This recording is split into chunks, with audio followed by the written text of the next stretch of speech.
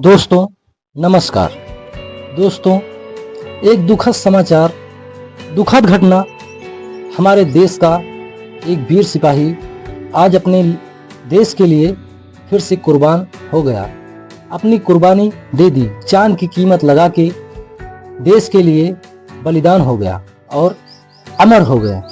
दोस्तों जिस दिन पाकिस्तान और भारत का युद्ध चल रहा था, उसी वक्त एक बीच में स्टॉप आता है, सुलह समझौता का एक कहानी आती है जो कि ये पाक की नापाक हरकत है, सोची समझी राजनीति है।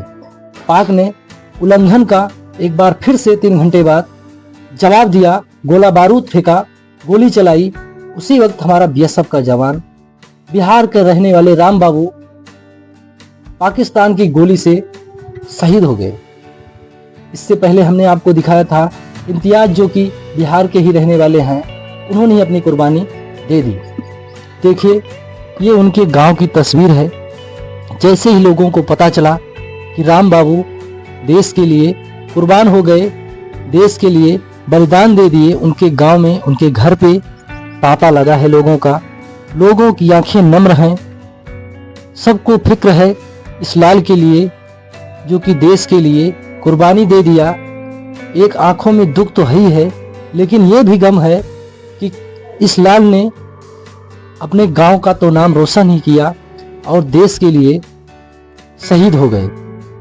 पूरा देश, पूरे गांव के लोग इस राम बाबू को श्रद्धांजलि तो दे ही रहे हैं। दोस्तों हम भी अपने नम्र आंखों से, और आप भी राम बाबू को श्रद्धांजलि दीजिए। दोस्तों अपने लिए तो सब मरते हैं, अपने बेटों के लिए मरते हैं, अपने परिवार के लिए मरते हैं, अपने जगह जमीन के लिए मरते हैं, लेकिन जो लाल हमारे देश के लिए लड़ता है, हम लोग यहाँ चैन की नींद सो रहे थे, लेकिन बॉर्डर पे क्या हो रहा था ये हमारा जवान ही जान सकता है। जिस तरह से धड़ाम धड़ाम गोलियां चलती रहीं, गोले दगते रहे, कितने हमारे लाल देश के शहीद हो गए। और खास बात यह है कि राम बाबू, जो कि उनकी शादी के महज 3 माह हुए थे, और ये पता चल रहा है कि 3 माह के अंदर उनकी पत्नी को बच्चा भी है, प्रेग्नेंट है, पेट में बच्चा पल रहा है राम बाबू का, जो कि उनको महज शादी के 3 माह ही हुए। लेकिन राम बाबू को नहीं पता था कि मैं फिर से अगर बॉर्डर पर जा रहा हूँ शादी के बाद तो लौट के आऊँगा या नहीं आऊँगा। हालांकि उनके गांव में पूरा मातम पसरा हुआ है, सन्नाटा है, लोग घर पे पहुंच रहे हैं और उनको याद कर रहे हैं। लोग ये भी बता रहे हैं कि राम बाबू बहुत मिलनसार व्यक्ति थे और उनका सपना शुरू से ही था, देश की रक्षा करूंगा और देश की सेवा करने के लिए फौज ज्वाइन करूंगा। और उनको नहीं पता था मैं जब शादी करके दोबारा जाऊंगा लौट के नहीं आऊंगा। उसी वक्त पाकिस्तान की नापाक हरकत होती है।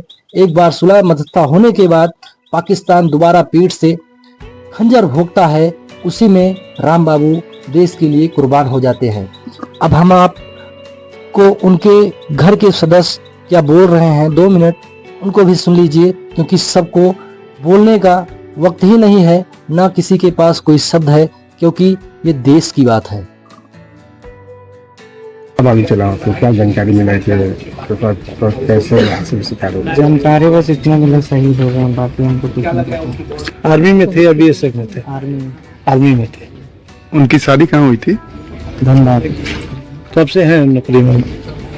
2017 से। इस सुनने में आ रहा है वो पिताजी बनने वाले थे। दोस्तों अब और कुछ ऐसे शब्द नहीं बचे हैं जिसको हम और आप बयां कर सकें। बस आप वीडियो को शेयर कर दें, सब लोग एक साहस और ढांढस बंधाएं इस परिवार को दुख की घड़ी में। पूरा देश इनके साथ आज खड़ा है, जो कि सीमा की रक्षा करते हुए, देश की रक्षा करते हुए राम बाबू इस देश से चले गए, देश के लिए शहीद हो गए। धन्यवाद।